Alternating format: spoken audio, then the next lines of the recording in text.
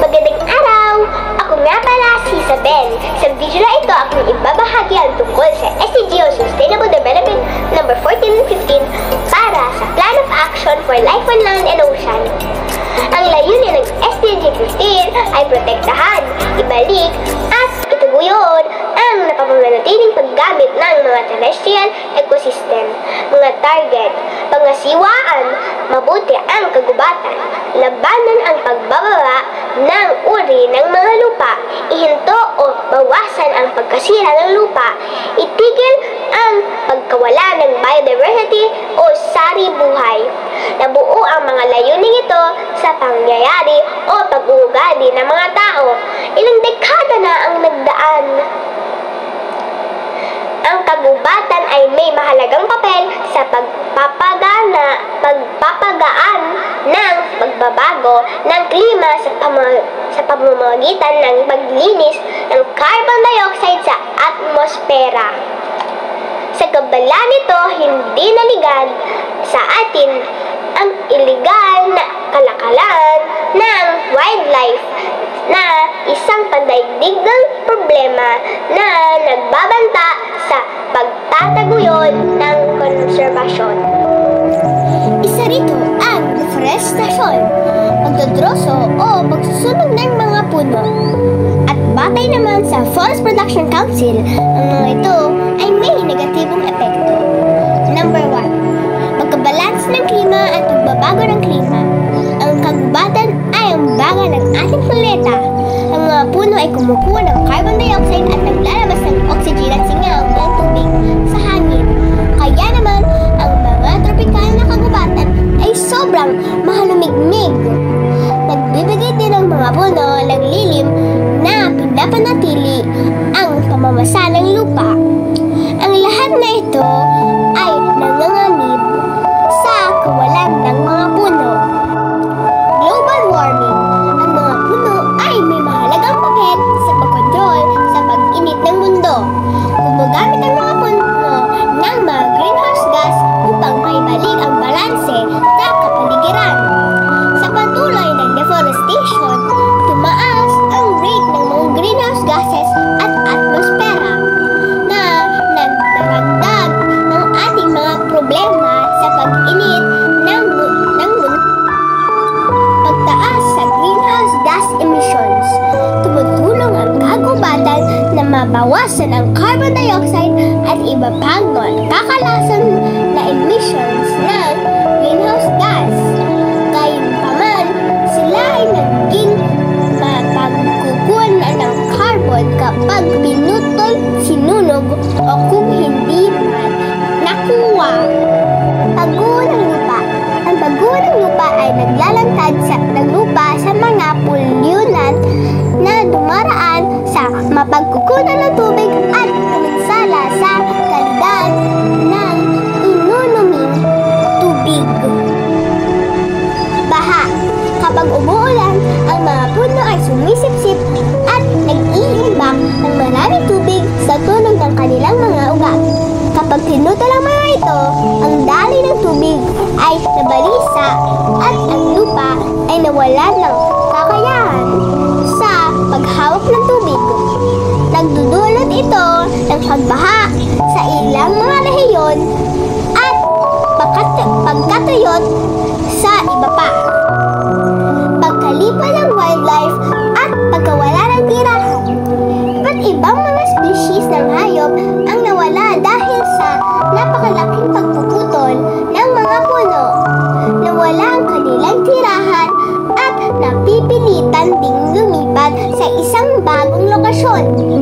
Marami sa kanila ay patay na rin. Acidic ocean.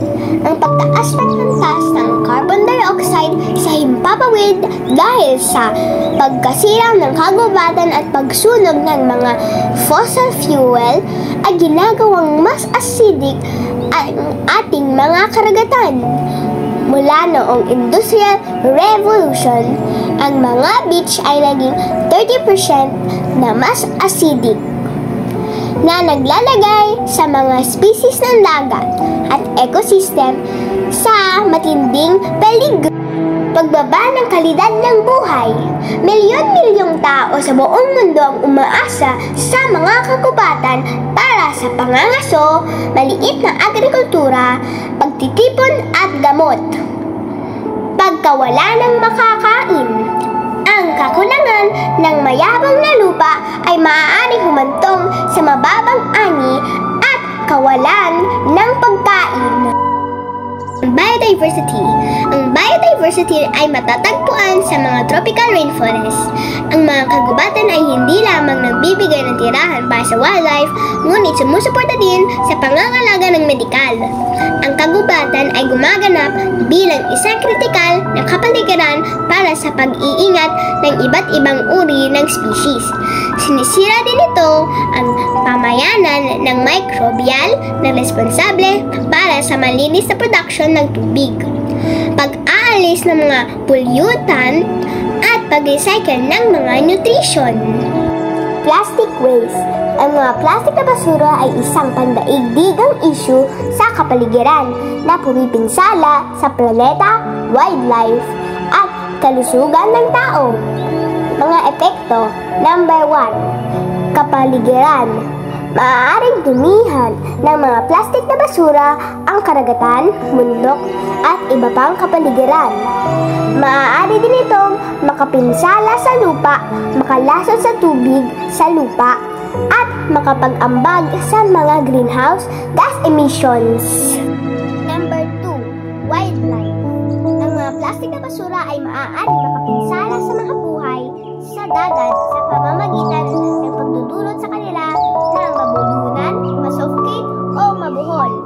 Number 3. Kalusugan ng tao. Ang mga microplastics mula sa plastic na basura ay maaaring makapasok sa katawan ng tao sa pamamagitan ng palanghap at pagsipsip. Maaari silang maipon sa mga organo tulad ng mga baga, atay, tali at bato. Number 4. Ekonomiya. Ang mga basurang plastic ay maaaring makaapekto sa seguridad at ekonomiya ng pagkain.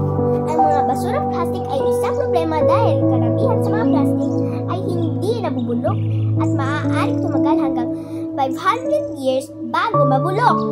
Polusyon. Ang polusyon sa karagatan ay nakakapinsala sa marine life at ecosystems at maaari ding makaapekto sa kalusugan at kabuhayan ng tao.